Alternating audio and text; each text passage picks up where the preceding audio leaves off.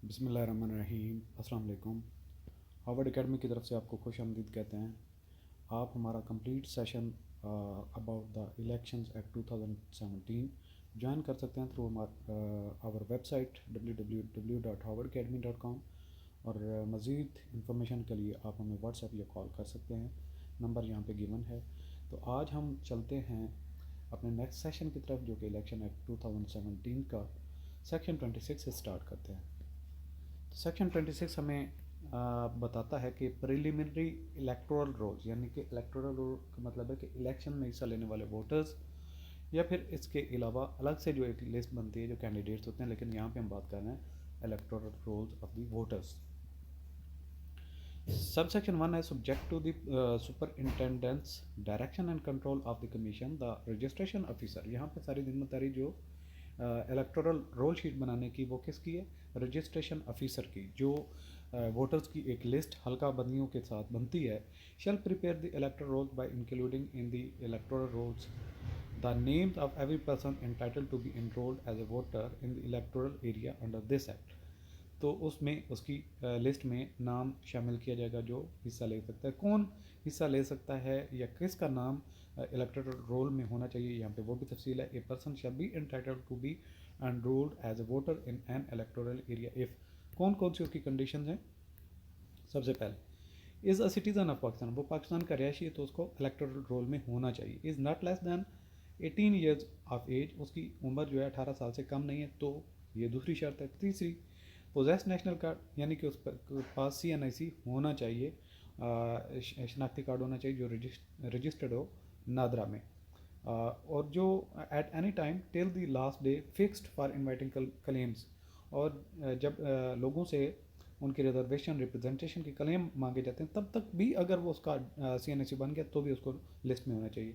या अगर कोई ऑब्जेक्शन होता है उसके, या फिर एप्लीकेशन या प्रिपरेशन रिवीजन और करेक्शन ऑफ इलेक्टोरल रोल्स के लिए जो डेट दी गई होती है उस वक्त तक भी उसका CNIC में नाम का इंदराज हो जाए तो वो उसमें शामिल होना चाहिए। Is not declared by the competent court to be of unsound mind, यानी कि वो पागल किसी कोर्ट की तरफ से करार नहीं दिया गया। अगर वो ऐसा है तो उसका नाम वोटर में नहीं होगा। Is ordained under section 27 to be the resident in the electoral area, जिस एरिया में वो रहता है तो वहाँ पे वो है, और बाकी जो कंडीशन देगी वो भी उस पर पूरी उतरती हैं। अच्छा, यहाँ पे एक्सप्लेनेशन दी गई है कि अगर किसी का जो वो द नादरा का कार्ड है, national identity card issued by the national database registration authority shall be deemed to be valid for the purpose of registration as a voter और for the casting vote in the election notwithstanding expiry of its validity period, के validity period उसका ख़त्म भी हो रहा है, अगर उसके पास नादरा का कार्ड है तो वो वोटर होना चाहिए, यानी कि एक्सपायर डेट के साथ उसका वोट रिजेक्ट आप नहीं कर सकते। सेक्शन 27 है प्लेस ऑफ रेजिडेंस, के बंदा जो जहाँ पे रह रहा है उसके आगे कंडीशन है, एक जगह पे उसका परमानेंट एड्रेस है, एक उसका टेम्प्रेरी एड्रेस है, तो कहीं पे भी उसका वोट हो सकता है। अगर उस इन टाइम वो अप्लाई करे तो उसका अगर फर्स्ट किया वोट बना है टेम्प्रेरी एड्रेस पे तो परमानेंट पे हो सकता है, अगर परमानेंट पे बना है वो टेम्प्रेरी पे लेके जाना चाहता है तो दरख्वास्त देकर वो चेंज करवा सकता है। Save as Subsection 1 is save as otherwise provided in this section. A person shall be deemed to be the resident in an electoral area if his temporary or permanent address in the national identity card issued by the National Database Registration Authority lies in the said electoral area, कि उसका permanent या temporary address जो है वहाँ पे है तो उसका वोट उसी जगह पे बनेगा, यानी कि एक दोनों में से एक एड्रेस पे। A person who is in the service of Pakistan में apply to the registration officer for enrolment in the electoral area in which the his temporary reside for being in service of Pakistan, के अगर कोई service कर रहा है और अपने इलाके से दूर है तो जिस इलाके में वो रह रहा है जहाँ पे सर्विस कर रहा है तो वहाँ का वोट रजिस्ट्रेशन ऑफिसर को एप्लीकेशन दे के बनवा सकता है।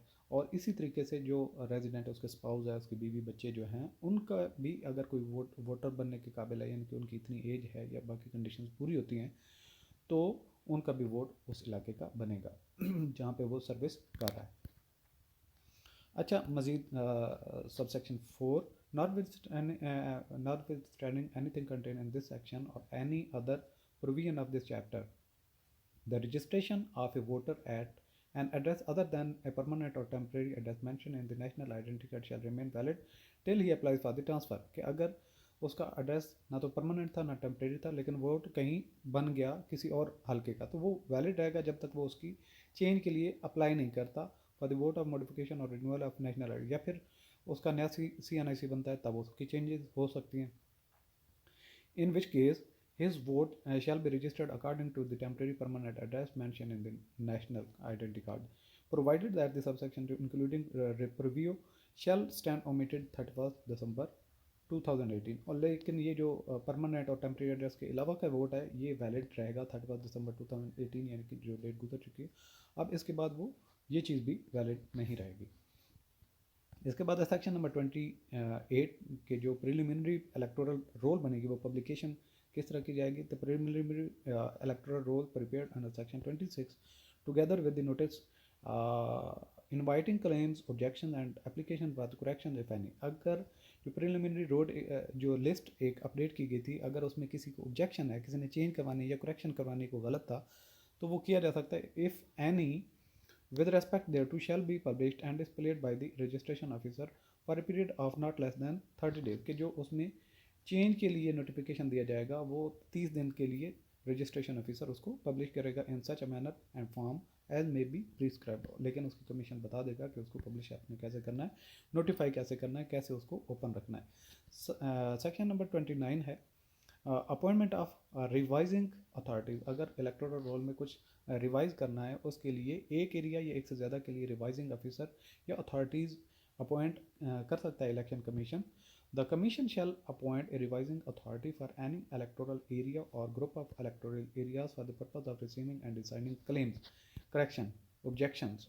तो इसके लिए कोई जो लोग क्लेम करना चाहते हैं, कोई ऑब्जेक्शन किसी को, वो रेज किया जा सकता है और उसको एड्रेस करेगा revising authorities and application for the correction of the preliminary electoral. ये सारे का सारा जो है इलेक्टोरल रोल शीट के मुतालिक ही है कि किसी को ऑब्जेक्शन हो, किसी का कोई नाम गलत हो, किसी की वल्दियत गलत हो, या किसी का कुछ उसमें मिस प्रिंट किया गया या गलत प्रिंट किया गया, नाम शामिल नहीं है, तो उसको रिवाइजिंग अथॉरिटी को भी वो कंप्लेन करके उसमें करेक्शन करवा सकता है थ्रू क्लेम।